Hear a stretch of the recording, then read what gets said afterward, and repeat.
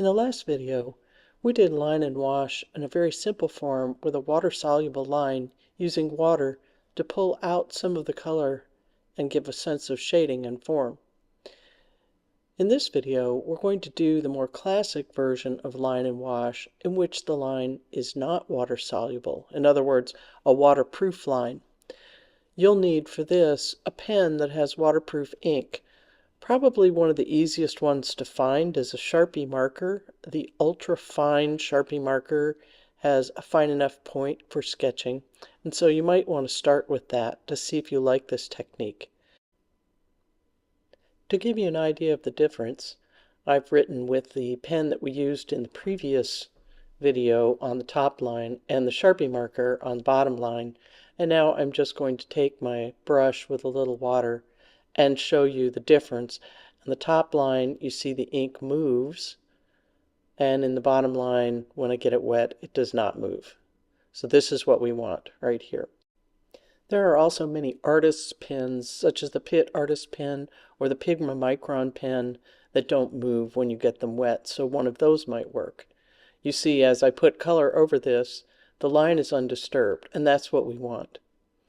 In a pinch, you can use a ballpoint pen. That also, because it's oil-based or wax-based, will not move when you get it wet.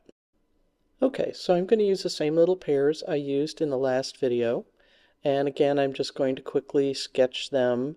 And even though this line is waterproof and it's not going to move when I get it wet, I still like to use kind of a wandering line so that the drawing has a relaxed look. Also, I'm keeping in mind that this, again, might be a travel situation where I don't have a lot of time to draw. So when I practice, I want to practice the way I'm going to be working in the field. And so I'm going to draw quickly and not be too worried about getting it perfect. Now that I have my drawing done, I'm going to mix up a little color. And I don't want to go over here and fill in the lines very carefully like a coloring book. I like to think to myself that I'm adding a splash of color.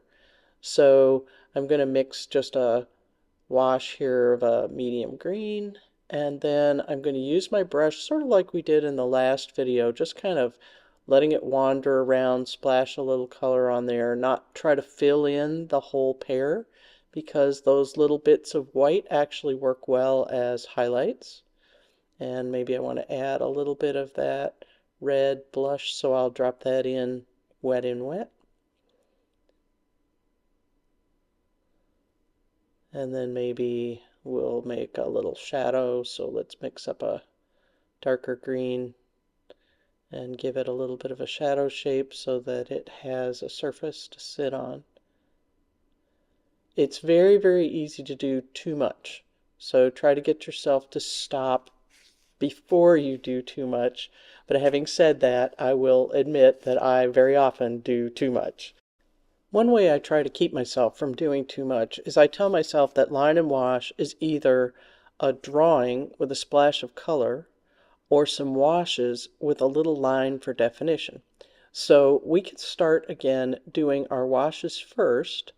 And you see, again, I'm working quickly and not trying to fill in the entire shape, kind of simulating what would happen if I were traveling and I only have a few minutes to get this down. Maybe I'm even in a moving vehicle like a train and it's bouncing around, so I can't be too perfect. Now, because I wanted to keep a little of that white highlight and I didn't want these pairs to blend and it's still wet, I left a little white in between the two of them as well as the white highlight. And as I put in the shadows, I'm also going to not completely touch the entire bottom of the pair. I'll let a little bit of touch here and there, and maybe some of the color will bleed, but not all of it. This is a little different than the way I would work if I were in the studio and I'd have a chance to let it dry and come back and restate an edge. Since I don't, I'm going to leave that little bit of a white edge. Let's go in and put our little stems in. So we'll mix up a kind of a dark gray-brown. Just a little brush drawing here to put in our stems. And we could leave it just like this. Or if we like, we can add some line. However, you will want to wait until the paper is dry, because if it's wet, you'll see the Sharpie works okay until we get to the wet area, and then it doesn't write so well. Instead, it absorbs moisture from the wash, and it takes a little bit to get it going again. When I'm traveling, often this means that I'll add the line later in the evening after I'm back at my hotel or back home for the day. So now I'm just going to add a little bit of line. Remember, our plan is a line drawing with a splash of color, or some washes with a little bit of line for definition. So here I'm adding just enough to help those pears stand out from the background. With the pears, it's actually not too difficult because they're simple objects and people can identify them pretty readily. But with things like landscapes, a lot of times just a little bit of definition to show where the tree line is, or the branches in a tree, or the edge of a building can really help when you were doing washes while they were wet and maybe they ran into each other a little bit.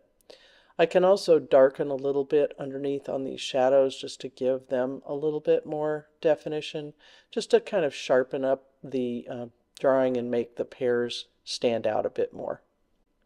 So in this video, we've done the more typical version of line and wash, what people usually mean by line and wash, in which we either made a quick drawing and added some washes, or began with some washes and added a little bit of line later for definition.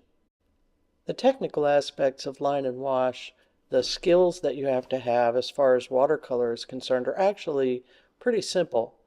The hard part comes in choosing a good subject. When you get out in the field, it's easy to become overwhelmed by the complexity of the scene in front of you, and it becomes a lot more difficult than two little pears. So in the next video, I'm going to give you some tips for handling those complex scenes and deciding what to sketch and what to leave out. I'll take you on a little tour of some of my sketchbooks, and we'll talk about how I made some of those decisions in the field, and then we'll look together at some scenes and talk about some of our options for how to choose what to sketch and what to leave out so that you can do a successful line and wash in a short time in the field.